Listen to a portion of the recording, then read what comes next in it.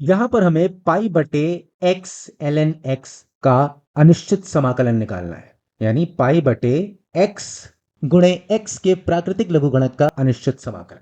देखने में थोड़ा सा मुश्किल लग रहा होगा, है ना? अब इसको हल कैसे करेंगे?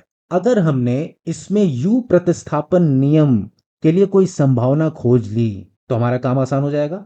यानी किसी भी तरह इसमें u प्रतिस्थापन नियम हम लगा सकें तो हमें उत्तर आसानी से मिल जाएगा। क्या होगा अगर हम नेचुरल लॉग ऑफ x यानी x के प्राकृतिक लघुगणक का मान u के बराबर ले लें? ऐसे में du बराबर हो जाएगा 1/x dx। यानी जब भी हम x के प्राकृतिक लघुगणक ln x का x के सापेक्ष अवकलज निकालेंगे तो उसका मान क्या आएगा? 1/x।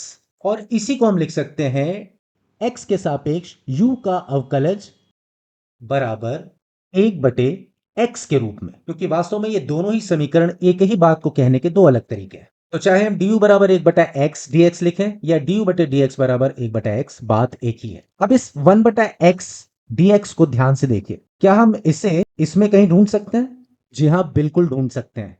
अब भले ये इसमें छुपा हुआ हो, लेकिन मैं इसे ढूंढ के अभी आपके सामने रखने वाला हूं। कैसे? अभी बताता हूं। क्या हम इस पूरे व्यंजक को इस रूप में लिख सकते हैं, यानी 1/ln x गुणे 1/x dx के रूप में? बिल्कुल लिख सकते हैं। ये दोनों ही व्यंजक एक ही बात कह रहे हैं। इस पूरे व्यंजक को इस रूप में लिखने से कम ये तो स्पष्ट हो गया कि हाँ, u प्रतिस्थापन नियम यहां अवश्य काम करेगा। अब हमने u का मान क्या लिया था? u बराबर ln x यानी x का प्राकृतिक लघुगणक, और उसी तरह से यहां पर 1/x dx का मान कितना आ रहा था? du। अब हम इस पूरे व्यंजक को सरल करके क्या लिख सकते हैं?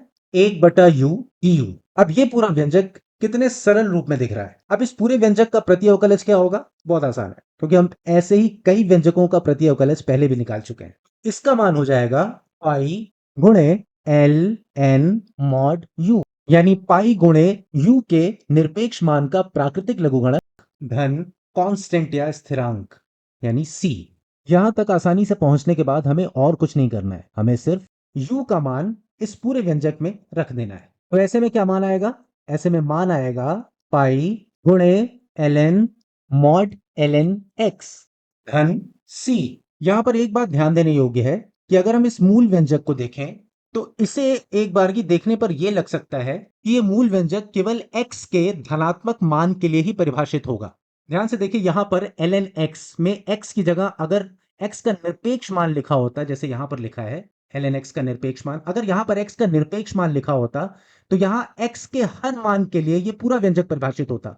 लेकिन यहां पर क्या है? सिर्फ x है।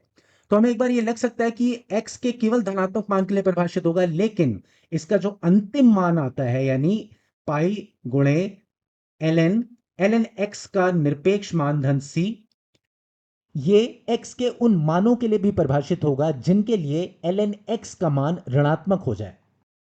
लेकिन क्योंकि हमने यहां पर निरपेक्ष मान लिया हुआ है तो हर हाल में ये x के उन मानों के लिए भी परिभाषित होगा जिनके लिए ln x का मान नेगेटिव हो जाए। उम्मीद है कि आपको यह पूरी तरह से स्पष्ट हो गया होगा।